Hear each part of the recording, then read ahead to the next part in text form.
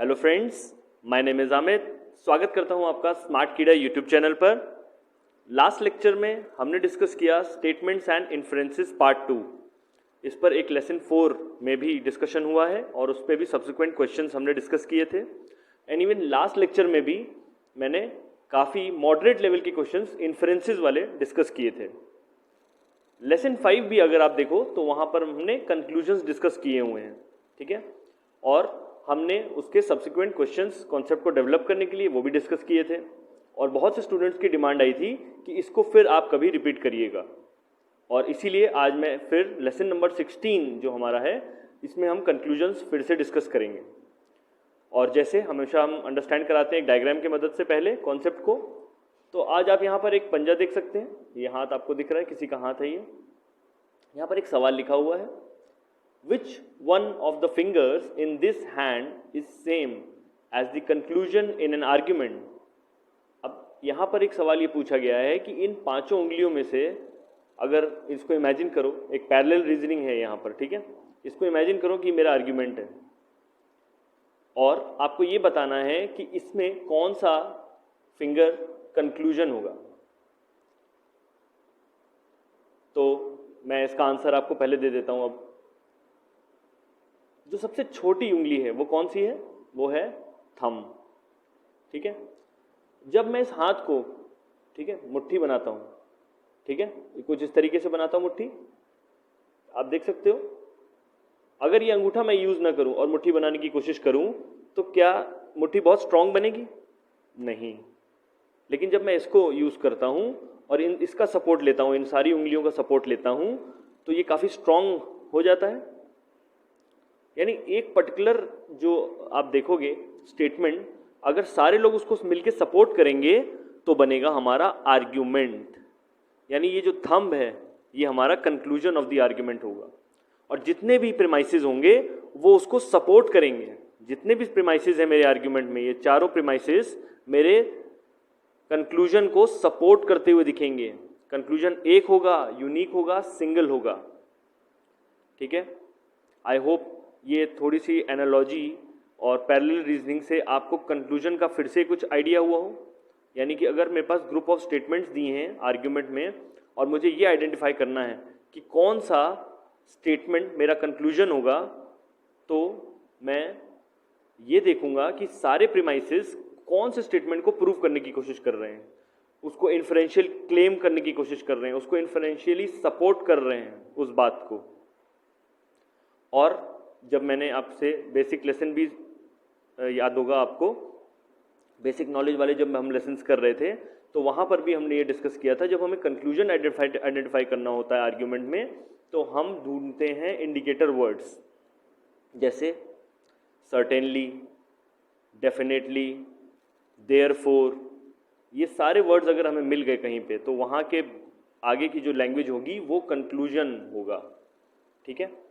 और यहाँ पर मिसिंग कंक्लूजन हमें ढूंढना होता है। ज़्यादातर जो सवाल पूछे जाते हैं क्रिटिकल रीजनिंग के, वहाँ पर अगर कंक्लूजन नहीं दिया गया है, यानी कि कंक्लूजन मिसिंग है आर्ग्यूमेंट में और आपको उसको इमेजिन करना है।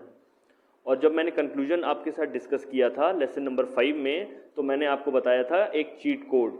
और वो चीट कोड क्या था? हम क्या करेंगे, ऑप्शंस के आगे जब हमें आंसर निकालना होगा तो वहाँ देयरफॉर लगा के देखेंगे। हम क्या करेंगे, देयरफॉर लगाएंगे और ये देखेंगे कि कौन सा आंसर बहुत ज़्यादा लाइकली चांसेस हैं जिसके, वो हमारा आंसर होगा। और सारे जितने भी स्टेटमेंट्स दिए हैं उसको सपोर्ट करना चाहिए, ठीक है, उसको प्रॉपरली प्रूव करने की कोशिश करेंगे वो। बस ये ध्यान रखना, जितने भी प्रीमाइसेस होंगे कंक्लूजन को प्रूव करने की कोशिश करेंगे। आई होप फिर से आपको ये कॉन्सेप्ट समझ में आया हो। आज रिविजन एक तरीके से किया है हमने, इसको रिविजिट किया है कंक्लूजन की कॉन्सेप्ट को। और अब हम बढ़ेंगे सवालों की तरफ, जैसे हमेशा हम बढ़ते हैं, ताकि हमारा कॉन्सेप्ट और स्ट्रांग हो जाए। चलिए पहला सवाल देखेंगे अब। सोशल मीडिया प्लेटफॉर्म्स, पहले आप डायरेक्शंस पढ़ लें। मेरी गुजारिश है आप इसको पॉज करके डायरेक्शंस पढ़ें, क्वेश्चन को पढ़ें और फिर कंक्लूजन्स नेक्स्ट में देखेंगे, उसको भी आप पॉज करके देखिएगा और फिर मेरी एक्सप्लेनेशन देखिएगा, ठीक है। तो मैं बढ़ूंगा एक्सप्लेनेशन की तरफ। पहले तो पढ़ लेते हैं directions. In the question below a passage is given followed by 5 statements which may or may not be inferred from the passage. Choose the one that can be inferred. यहाँ पर कुछ मिस्टेक हो गई है छोटी सी। यहाँ पे डायरेक्शंस में कुछ मिस्टेक होगी, मैं आपको एक्चुअल दिखा देता हूँ कि क्या हुआ है। एक्चुअली में जो डायरेक्शंस होने चाहिए वो ये होने चाहिए। In each of the following questions a paragraph is given followed by 5 options each giving a conclusion which may or may not follow choose the one which reflects the conclusion that follows। ठीक है, 5 conclusion 5 statements दिए हैं हर paraphrase के बाद और एक conclusion follow होता हुआ दिखेगा आपको। ठीक है, वहाँ पे कुछ थोड़ी सी एडिटर से मिस्टेक हुई है तो कोई बात नहीं, हम उसे इग्नोर करेंगे और हम बढ़ेंगे पैसेज की तरफ। ठीक है, पहला क्वेश्चन था यहाँ पे, पहले पैसेज पढ़ेंगे। पैसेज क्या कहता है? Social media platforms which enable their users to publish their thoughts and emotions directly have become the largest and most influential media companies on the planet। अब यहाँ पर कुछ सोशल मीडिया प्लेटफॉर्म्स की बात हो रही है।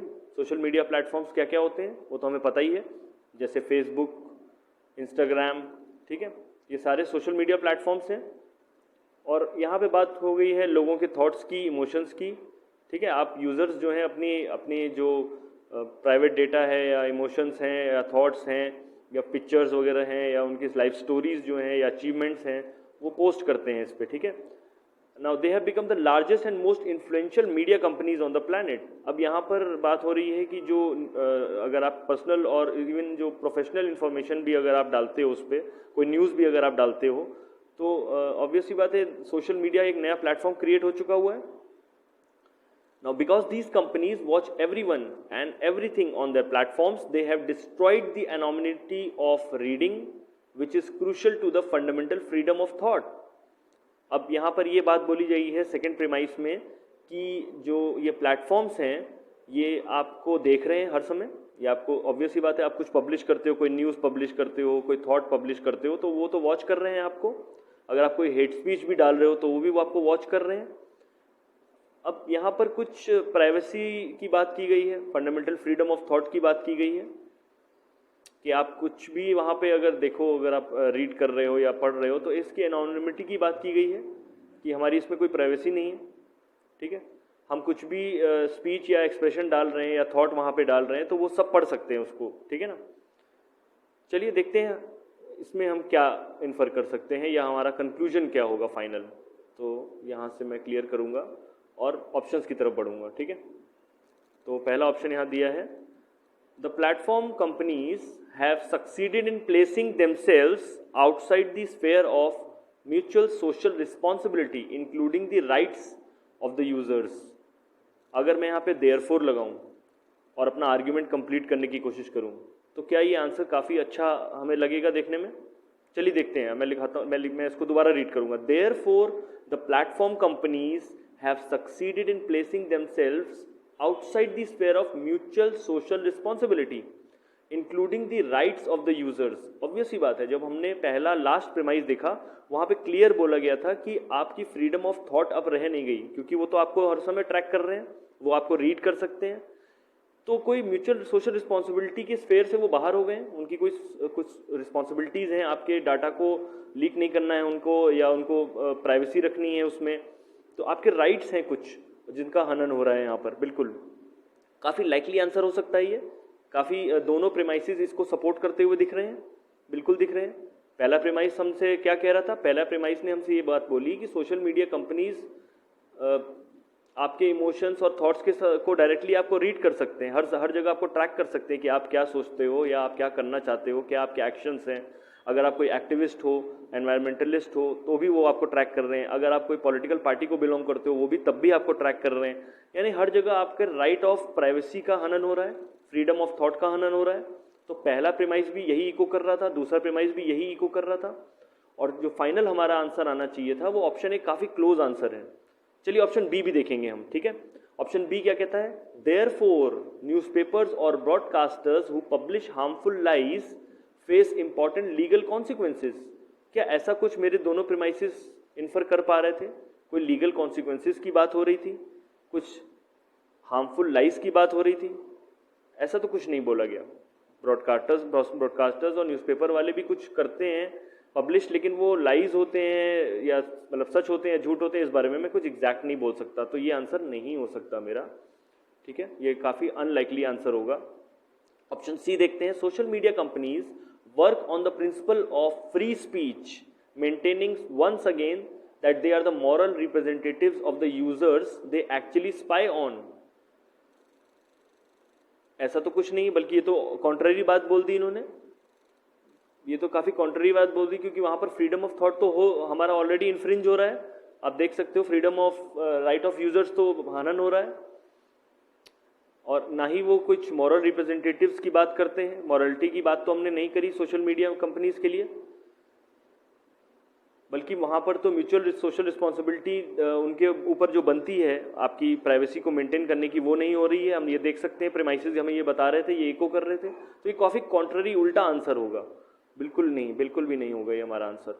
ऑप्शन डी देखते हैं, anyone can have a web server, anyone can have a web server to share chat, videos, pictures and online experiences with others, not just Facebook। बिल्कुल ही वेवर्ड बात है, आउट ऑफ कॉन्टेक्स्ट है, इसके बारे में हम कुछ बोल ही नहीं सकते। ठीक है, वेब सर्वर की कोई बात नहीं हुई है यहाँ पर। ठीक है, ना ही कोई चैट, वीडियो, पिक्चर्स के बारे में बात हो रही थी, यूजर एक्सपीरियंस के बारे में भी ऐसी कोई बात नहीं हो रही थी, यहाँ तो फ्रीडम ऑफ थॉट की बात हो रही थी। ऑप्शन डी भी अवेवर्ड आंसर है। ऑप्शन ई क्या कहता है, government should regulate the social media companies or platforms to prevent copyright infringement. क्या कॉपीराइट इन्फ्रिंजमेंट की कोई बात हो रही है? जी नहीं। और ब्लॉक हेट स्पीच, या नहीं, इस तरीके ये तो बहुत एक्स्ट्रा लोडेड इन्फॉर्मेशन फिर से हो जाएगी। गवर्नमेंट को सोशल मीडिया कंपनीज को रेगुलेट तो करना चाहिए, बट क्या कॉपीराइट की बात हुई थी?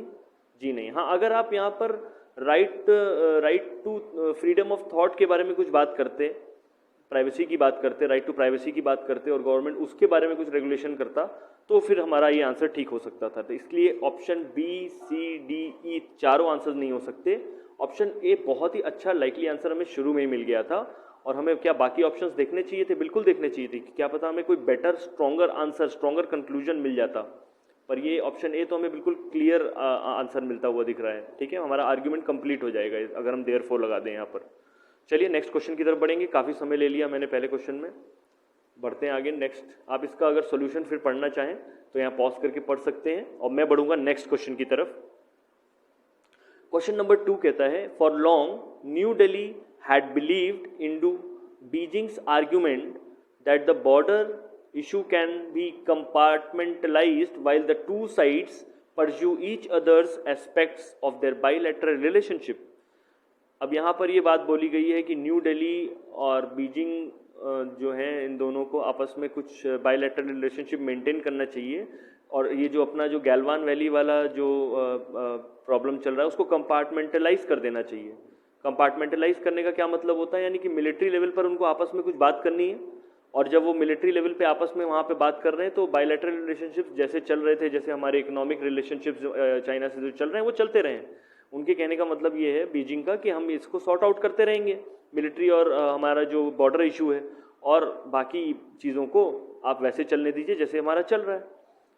लेकिन अब यहाँ पे सेकंड स्टेटमेंट क्या कहता है, but the Galwan valley clash and fresh claims to Indian territory have given the lie to Beijing's preposition.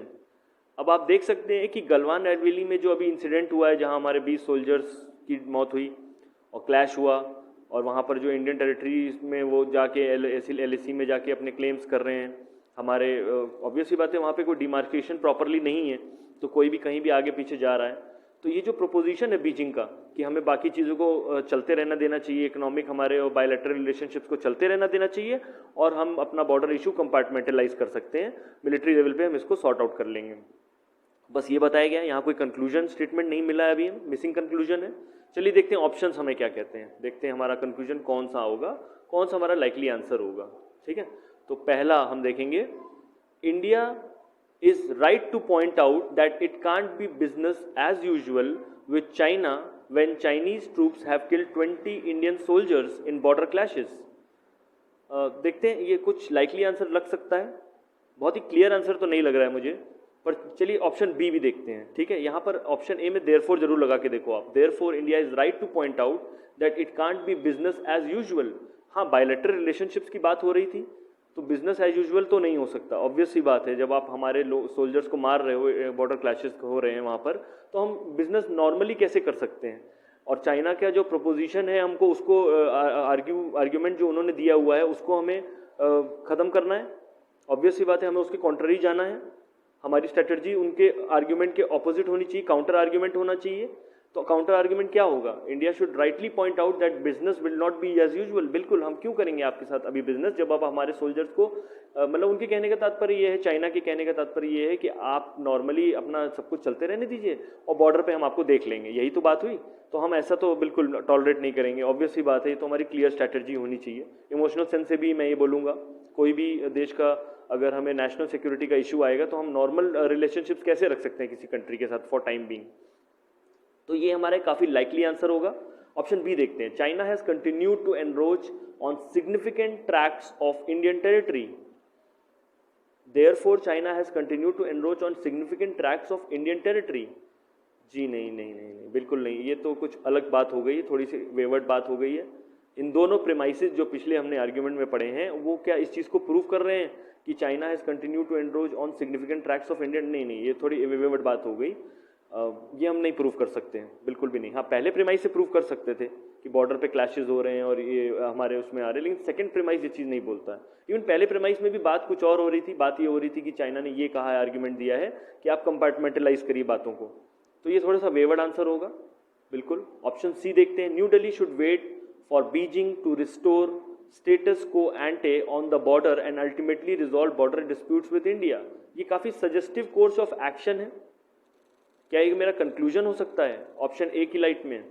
जी नहीं, ये एक सजेस्टिव कोर्स ऑफ एक्शन हो सकता है। बीजिंग न्यू दिल्ली को वेट करना चाहिए ताकि बीजिंग जो है अपना बॉर्डर इशू सही कर सके और अल्टीमेटली हमारे जब तक बॉर्डर का डिस्प्यूट नहीं सॉर्ट आउट होता हम चीज़ों को आगे नहीं बढ़ने देना चाहेंगे। तो बिल्कुल ये तो एक सजेस्टिव कोर्स ऑफ एक्शन होगा, ऑप्शन सी हमारा आंसर नहीं हो सकता। ऑप्शन डी क्या कहता है?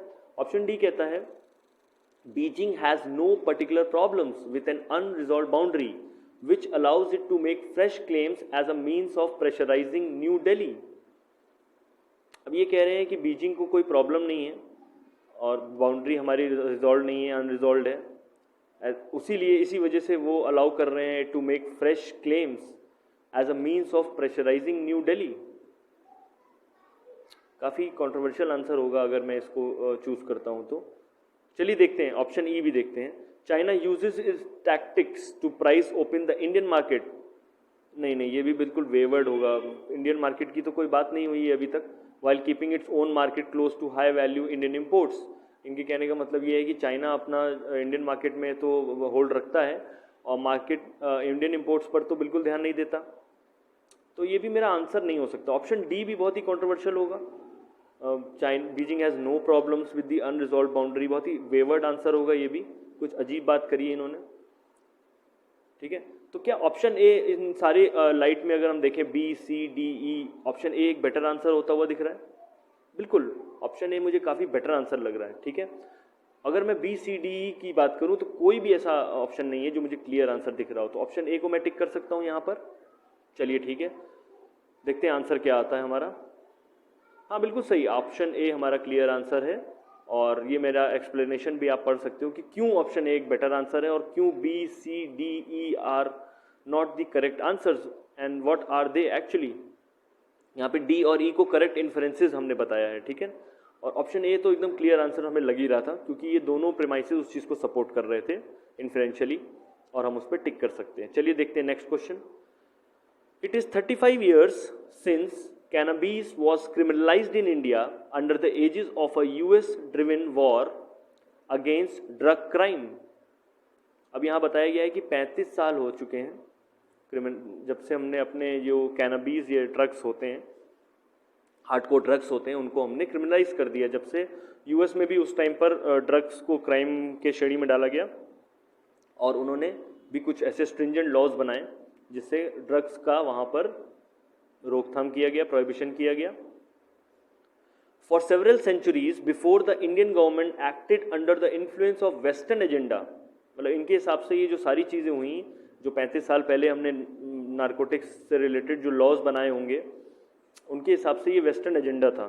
ठीक है, ये सारी चीज़ें ऑथर बोल रहा है। ठीक है, ये मैं कुछ भी नहीं बोल रहा हूँ, ये सारी चीज़ें ऑथर बोल रहा है। थोड़ा सा कंट्रोवर्शियल पैसेज हो सकता है ये, बट इसमें मेरी खुद की कोई उसमें इनपुट नहीं है, ये सिर्फ एक ऑथर की थॉट है। ठीक है, चलिए हमें ऑथर क्या कहना चाह रहा है मुझे वही देखना है। तो उनके हिसाब से ये वेस्टर्न एजेंडा था और सालों से, सेवरल सेंचुरीज से Indians have been consuming cannabis products mentioned even in early text for medical and recreational use. मतलब इनके हिसाब से हमारे कल्चर में मेडिकल यूज़ के लिए इसको अलाउ किया गया था, कैनबीस को, ड्रग्स को, ठीक है। कैनबीस मीन्स ड्रग्स होते हैं, जैसे मैरिजुआना वगैरह होता है, MDMA वगैरह होता है। आजकल तो बहुत इस पर ऑलरेडी न्यूज़ में आप कुछ देख रहे हो क्या हो रहा है, क्या नहीं चल रहा है। और रिक्रिएशनल यूज़ के लिए भी लोग यूज़ करते थे। मतलब अगर आप सोचें, रिक्रिएशनल का मतलब पार्टीज वगैरह की बात हो रही है, इंजॉयमेंट की बात हो रही है, उसके लिए भी लोग यूज़ करते थे कैनबीस, और बिल्कुल लीगलाइज था। A 2019 Union Social Justice Ministry report says a phenomenal 1.3 crore people use cannabis in its illegal form, गांजा एंड चरस। लगभग 1.25 करोड़ लोग गांजा और चरस यूज़ कर रहे हैं इलीगल फॉर्म्स में, apart from 2.2 crore users for bhang which is legal. मतलब 2.5 करोड़ लोग भांग का इस्तेमाल कर रहे हैं, उसको तो हमने, भांग का तो लाइसेंस होता है, उसको प्रॉपर हमने कोई क्रिमिनलाइज नहीं किया हुआ है, काफ़ी नशे वाला प्रोडक्ट है ये। लेकिन इनके हिसाब से हमने गांजा और चरस को अलाउ किया हुआ है। 2019 अगर यूनियन सोशल मिनिस्ट्री रिपोर्ट देखें तो उसमें क्लियर बताया गया है कि हमने इसको इलीगल कर दिया है, गांजा और चरस को। चलिए, ये सारी बातें हमें पता चली। क्या यहाँ कोई कंक्लूजन मिला अभी तक? ये सारे प्रीमाइसेस हमें इंफॉर्मेशन दिए जा रहे हैं। चलिए देखते हैं हमारे कंक्लूजन क्या होगा। ऑप्शन देखेंगे बहुत तेजी से। Indian cultural perception allows the use of cannabis and its related products which are criminalised in India just 35 years before. इनके हिसाब से हमारा इंडियन कल्चर का जो परसेप्शन है वो ये है कि आप यूज़ करिए कैनबीस को और उसके प्रोडक्ट्स को, क्योंकि तो सिर्फ 35 साल पहले आपने क्रिमिनलाइज किया है। तो ये काफ़ी कंट्रोवर्शियल आंसर हो सकता है। क्या ऐसा हमें करना चाहिए? We should allow the use of cannabis because सालों से हम उसका यूज़ कर रहे थे रिक्रिएशनल यूज़ के लिए, और हमें ये 35 ईयर्स पहले जो हमने क्रिमिनलाइज किया वो गलत स्टेप लिया है। ये इनके हिसाब से काफ़ी कंट्रोवर्शियल आंसर हो सकता है। चलिए ऑप्शंस और भी देखते हैं, ठीक है। अब मैं नेक्स्ट ऑप्शन जरूर देखूंगा बहुत तेजी से। ऑप्शन बी कहता है, मैं अब ऑप्शन बी पढ़ रहा हूं, ठीक है। Banning the drugs drive sales underground leading to dangerous adulteration and boosting more potent psycho active drugs. ये एक एक्स्ट्रा इन्फॉर्मेशन है। ये कहते हैं कि अगर आप बैन कर देते हो ड्रग्स को तो अंडरग्राउंड तो और तेजी से बिकता है, बल्कि उसमें लोग मिलावट करते हैं। डेंजरस एडल्ट्रेशन का मतलब मिलावट होती है, मतलब उसका लेवल और बढ़ा दिया जाता है, और उससे ये होता है कि आप बूस्ट करने के लिए अपने साइको एक्टिव ड्रग्स को आप उसमें अंडरग्राउंड सेल्स बनाते हो, तो उसके लिए आप उसको और ज़्यादा नशे वाला बना दोगे ताकि लोगों को और उसकी लत लगे। क्या ये चीज़ प्रूव होती हुई दिख रही है? नहीं, ये भी नहीं। ये भी कुछ एक इन्फ्रेंस हम निकाल सकते हैं कि ऐसा करने से ऐसा होगा। ड्रग्स को आप बैन कर दोगे तो अंडरग्राउंड सेल और बढ़ जाएगी और उसमें एडल्ट्रेशन होने के चांसेस बढ़ जाएंगे। ये इन्फर कर सकते हैं हम अपने इमोशनल से। क्या लेकिन इसको मैं एज अ कंक्लूजन बोल सकता हूँ? जी नहीं। Many US states and countries like South Africa and Canada have legalized marijuana for personal use. जी नहीं, अगर उन्होंने ऐसा करा है तो ये एक एक्स्ट्रा इन्फॉर्मेशन है। इसका हमारे आर्ग्यूमेंट से कुछ भी प्रूव होता हुआ नहीं दिख रहा। मैं इसमें देयरफॉर लगा दूं तो क्या मेरे आर्ग्यूमेंट को मैं कंप्लीट कर सकता हूँ? जी नहीं। तो ये भी मेरा आंसर नहीं हो सकता। चलिए देखते हैं ऑप्शन डी क्या कहता है। Putting such a huge population of cannabis users in constant fear of criminalisation under the stringent narcotic drugs and psychotropic substances act is unjustified. अगर ऑथर की मैं शुरुआत से बात देखूं, ऑथर ने शुरू से ये बात बोला कि अभी तक तो हमने कभी इसको 35 साल से पहले तक तो हम इसको डिक्रिमिनलाइज नहीं किए थे कैनबीस के यूज को। फिर अचानक से ऐसा क्या हुआ कि हमने कैनबीस को पूरी तरीके से क्रिमिनलाइज कर दिया, जबकि हमने भांग को अलाउ किया हुआ है। Bhang is also some sort of cannabis. तो यहाँ पर ये बोलने की कोशिश की गई ऑथर द्वारा कि आपने जो कंजम्पशन के ऊपर, मेडिसिनल या रिक्रिएशनल यूज के ऊपर जो कंजम्पशन के ऊपर आपने जो फियर लोगों के ऊपर डाल रखा है इस समय NDPS एक्ट के थ्रू, वो काफ़ी अनजस्टिफाइड है, ठीक है ना। पहले तो आप अलाउ करते थे अपने जो हमारे इवन हमारे जो एंशिएंट टेक्स्ट बुक्स हैं उसमें तो आपने अलाउ कर रखा है, और कल्चरली हम यूज़ करते थे। भांग तो प्रसाद माना जाता है, तो आप फिर गांजा और चरस भी क्यों उसका मेडिसिनल यूज़ के लिए या रिक्रिएशनल यूज़ के लिए उसको थोड़ा अलाउ कर दीजिए। ये ऑथर ने बोला है, ये मेरे शब्द नहीं है, बट ये पैसेज के जो हमारे आर्ग्यूमेंट्स, जो हमारे जो स्टेटमेंट्स हैं, उसको ये कंप्लीट कर रहा है ये आंसर। अगर मैं इसमें देयरफॉर लगा दूं तो काफ़ी हद तक ये क्लोज आंसर होगा। ऑप्शन ए की लाइट में अगर मैं देखूं तो ऑप्शन डी एक स्ट्रॉन्गर आंसर बन के आएगा, क्योंकि ये तीनों जो प्रेमाइसेस दिए थे वो सारे के सारे यहाँ पे प्रूव होते हुए दिख रहे हैं। ठीक है, ऑब्वियस ही बात है कि अनजस्टिफाइड बात तो है ही कि अगर आप पूरी तरीके से इसको क्रिमिनलाइज कर रहे हैं और लोगों को डरा रहे हैं एनडीपीएस एक्ट को लेकर के, ऑथर ये प्रूव कर रहा है। ठीक है, ये मैं नहीं बोल रहा हूँ, अभी भी मैं यही बोलूंगा कि ये मैं नहीं बोल रहा हूँ, ये ऑथर बोल रहा है कि लोगों को डराया जा रहा है एनडीपीएस एक्ट को देकर के, जबकि आप भांग को अलाउ कर रहे हो। तो थोड़ी सी यहाँ मिस्टेक हो रही है ऑथर के अकॉर्डिंग। ठीक है, और ऑप्शन डी काफ़ी स्ट्रॉन्गर आंसर निकल के आएगा। ऑप्शन ई देख लेते हैं बहुत तेजी से। Large hauls of cannabis being regularly seized is a proof that bans and over legislation don't work. अब ये भी एक इन्फ्रेंस हो सकता है, ये आप देख सकते हो कि ज़्यादातर ये भी एक्स्ट्रा एक इन्फॉर्मेशन होगी कि बहुत ज़्यादा कैनबीस आप पकड़ा जा रहा है आजकल, इलीगल जो इसका मूवमेंट हो रहा है। पर क्या मेरे प्रीमाइसिस चीज़ को प्रूव कर रहे हैं? जी नहीं, ये भी एक एक्स्ट्रा इन्फॉर्मेशन है। तो ऑप्शन बी, सी और ई इन्फ्रेंसेस लगते हैं। ऑप्शन ए एक लाइट कंक्लूजन आंसर है, बहुत ही इतना स्ट्रॉन्गर आंसर नहीं होगा,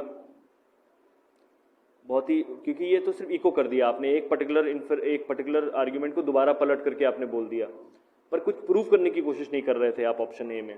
ऑप्शन डी प्रूव होता हुआ दिख रहा है, सारे इन्फ्रेंसेस जितने भी हमारे पिछले जो हमारे स्टेटमेंट्स थे वो इन्फर कर रहे हैं इस चीज़ को, इसको इन्फ्रेंशियली क्लेम या सपोर्ट कर सकते हैं ऑप्शन डी को। काफ़ी स्ट्रॉन्गर आंसर होगा ये। चलिए इसका सोल्यूशन देख लेते हैं। ऑप्शन डी बिल्कुल क्लियर आंसर होगा, हाँ, और इसका आप पॉज करके अगर पढ़ना चाहें तो आप पढ़ सकते हैं। और मैं बढ़ूंगा नेक्स्ट क्वेश्चन की तरफ। लास्ट क्वेश्चन होगा हमारा आज ये। Arguably today there has been a chilling effect on our humorists. Cases of sedition have been initiated on cartoonists and others for criticizing the government or the ruling party. Intensive trolling and threats have inundated those who raise important issues in jest. यहाँ पर humourist की बात की गई है दोबारा से, जो केसेस ऑफ सेडिशन उनके ऊपर फाइल कर दिए जाते हैं कार्टूनिस्ट के ऊपर, उसकी बात की गई है। वो गवर्नमेंट और रूलिंग पार्टी को आजकल जो है इस पर काफ़ी ट्रोल किया जाता है, उनको परेशान किया जाता है। ठीक है, आई होप ये चीज़ क्लियर हो गई हो। और मैं बढ़ूंगा ऑप्शंस की तरफ। Certainly today's humorists have to be braver than their profession should require them to be. ये एक सजेस्टिव कोर्स ऑफ एक्शन होगा। जो हमारे ह्यूमरिस्ट हैं, वो जो कार्टूनिस्ट हैं, उनको थोड़ा सा ब्रेव होना पड़ेगा। लेकिन बहुत ही सुपरफिशियल आंसर होगा अगर मैं इसको चूज करता हूं तो। क्या मैं देयरफॉर लगा के इसको बोल सकता हूं? नहीं बोल सकता। हाँ, इन्फर कर सकता हूं, एक क्लियर इन्फ्रेंस है कि ह्यूमरिस्ट को ब्रेव होना चाहिए। एक सजेस्टिव कोर्स ऑफ एक्शन जरूर होगा। ऑप्शन बी देखते हैं। As citizen we should renew our understanding of why political humour is critical to society. बिल्कुल, ये भी एक इन्फ्रेंस है। पॉलिटिकल ह्यूमर बहुत क्रूशियल होता है सोसाइटी के लिए, और किसी न किसी को तो अलग एंगल से बोलना ही पड़ेगी ये बात कि हमारी सोसाइटी में पॉलिटिकल एंगल से कुछ मिस्टेक्स हो रही हैं, तो उसको कैसे शो होगा। ऑब्वियस ही बात है, वो कार्टूनिस्ट और ह्यूमरिस्ट एक अलग एंगल से हमें शो करते हैं चीज़ों को, तो ये एक इन्फर हो सकता है, एक इन्फ्रेंस हो सकता है, बट एक अच्छा कंक्लूजन नहीं हो सकता मुझे लगता है। ऑप्शन सी देखते हैं। Concentrated power without feedback is dangerous. ये भी एक इन्फ्रेंस है। क्या हम बोल सकते हैं therefore concentrated power without feedback loop is dangerous? जी नहीं है, ह्यूमरिस्ट की बात हो रही थी, ये गवर्नमेंट की बात नहीं हो रही थी। एग्जैक्ट गवर्नमेंट की बात हम नहीं कर रहे थे, हम ह्यूमरिस्ट को लेकर के बात कर रहे थे कि उनके ऊपर सेडिशन के केसेस फाइल कर दिए जाते हैं। जब सेडिशन गवर्नमेंट उनके ऊपर लगा देती है और उनको कोर्ट में और पुलिस में आंसर करना पड़ता है कि उन्होंने इस तरीके की मेल फंक्शन क्यों किया पर्टिकुलर पॉलिटिकल फिगर का। ठीक है, तो ये भी एक करेक्ट इन्फ्रेंस हो सकता है, लेकिन कंक्लूजन नहीं हो सकता। ऑप्शन डी देखते हैं। Governments and politicians don't like humorist and hate to be challenged. क्या ये हम बोल सकते हैं? बिल्कुल करेक्ट हमारा कंक्लूजन होगा ये। Therefore government and politicians don't like humorist. Obvious सी बात है, ह्यूमरिस्ट को वो पसंद नहीं करते हैं, इसीलिए उनके ऊपर केसेस ऑफ सेडिशन फाइल हो जाता है। ये सारे हमारी जो बात करने की कोशिश की गई थी वो इस कंक्लूजन को प्रूव करने की कोशिश हुई है हमारे इस पैसेज में। ऑब्वियस सी बात है, वो चैलेंज नहीं होना चाहते। इस गवर्नमेंट और पॉलिटिशियंस को कोई चैलेंज करेगा, बार बार उनके ऊपर कोई कार्टून बनाएगा, तो ऑब्वियस सी बात है they hate to be challenge. ये तो हमें पता ही चल गया। वो उनको लाइक नहीं करते ह्यूमरिस्ट को बिल्कुल भी, तभी तो उनके ऊपर केसेस ऑफ सेडिशन और उनको ट्रोल किया जा रहा है सोशल मीडिया कंपनीज में। बिल्कुल सही आंसर आएगा ऑप्शन डी हमारा। और ऑप्शन ई कहता है even if some humour makes people in power uncomfortable it may simply be because the truth sometime hurts. ये भी एक सुपरफ्लुअस आंसर दिया गया है। अगर कोई लोगों को ये अनकंफर्टेबल कर देता है आपका ह्यूमर, न्यूज़पेपर में अगर आप कोई कार्टून बना देते हो तो ऑब्वियस सी बात है आप ये बताने की कोशिश कर रहे हो कि सच्चाई कड़वी होती है, लेकिन ये मेरा कंक्लूजन हो सकता है? जी नहीं। In the light of option D ये एक बहुत ही लो इंडक्टिव आंसर है। एक करेक्ट इन्फ्रेंस हो सकता है, एक कोर्स ऑफ एक्शन हो सकता है, बट लाइकली आंसर नहीं हो सकता। देयरफॉर लगा के देखो, आपको आइडियल लग जाएगा। तो ऑप्शन ई भी मेरा आंसर नहीं होगा। ऑप्शन डी एकदम क्लियर आंसर आ रहा है, ठीक है। और इसका एक्सप्लेनेशन फिर आप पढ़ेंगे यहाँ पे, और इसी के साथ मैं इस पर्टिकुलर वीडियो को कंप्लीट करूँगा। Thanks for watching this video. बहुत ही कंक्लूजन वाले जो क्वेश्चंस होते हैं बहुत ही कंट्रोवर्शियल हो सकते हैं, क्योंकि आपको पांचों स्टेटमेंट्स में लाइकली आंसर मिलेगा, पर आपको ये देखना होगा कि कौन सा इन्फरेंस है, कौन सा कोर्स ऑफ एक्शन है, और कौन सा कॉजल इन्फरेंस है, यानी कॉज इफेक्ट भी आपको देखना है। और आपको ये ज़रूर देखना है कि कौन सा मेरा थंब है। बस आपको उस थंब को ढूंढना है जिसको ये सारे के सारे हमारे स्टेटमेंट्स सपोर्ट करेंगे, इन्फरेंशियली क्लेम करेंगे। आई होप आप तैयारी कर रहे हैं, पढ़ाई कर रहे हैं मेंस लेवल की, और मैं चाहूँगा कि आप पढ़ाई करते रहें। अगर ये वीडियो अच्छा लगा हो तो लाइक और शेयर ज़रूर करिए, कमेंट्स प्लीज़ करिए, ठीक है, ताकि मुझे फीडबैक मिल सके और मैं और बेटर कुछ कंटेंट आपके लिए और लेके आऊँ। Thanks for watching this video. Till then, जय हिंद।